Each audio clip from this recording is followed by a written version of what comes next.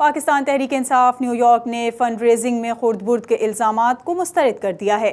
P T I New York کے صدر پرویز ریاض کا کہنا ہے کہ بغیر ثبوت الزام لگانے کا کسی کو حق نہیں۔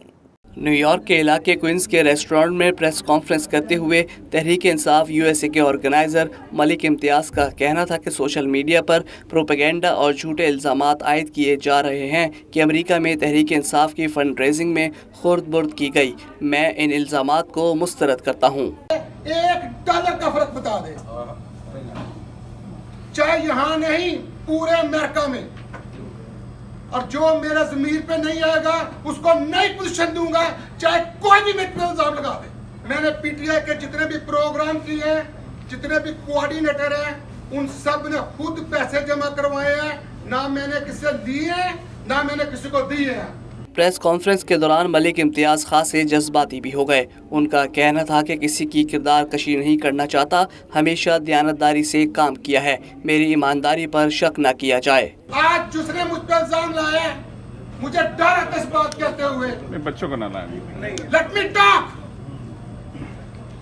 میرے بھی بچے بہت پیارے ہیں، مجھے بھی دوسروں کے بچے پیارے ہیں۔ اگر کسی نے پی ٹی آئی کے پیسوں سے پیسے کھائے ہیں، اس کے بچے بچے ہیں، لیکن میری کریڈیبلٹی اور میرے خاندان کی کریڈیبلٹی کے اوپر کوئی انگل نہ اٹھائے جب تک اس کے پاس پروف نہ ہو۔ اس موقع پر P T I New York کے صدر پرویز ریاض کا کہنا تھا کہ عمران خان کی اپیل پر الیکشن سے قبل امریکہ میں فنڈ ریزنگ کی گئی، خورد برد کے الزامات میں کوئی صداقت نہیں۔ جو بھی یہاں پہ فنڈ ریزنگ ہوئی، وہ خان صاحب نے کال دی، پرویز صاحب کا نام بھی اسٹوڈیو میں آیا کہ آپ نے ہمیں فنڈ چاہیے۔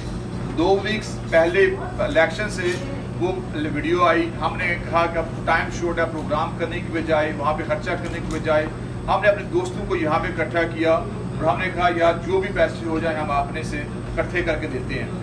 Tehreek Insaf U S A کا کہنا ہے کہ فنڈ ریزنگ میں خورد برد کا الزام لگانے والوں کے پاس کوئی ثبوت نہیں ہے، ذاتی مفادات کے لیے کسی کی پگڑی نہیں اچھالنی چاہیے۔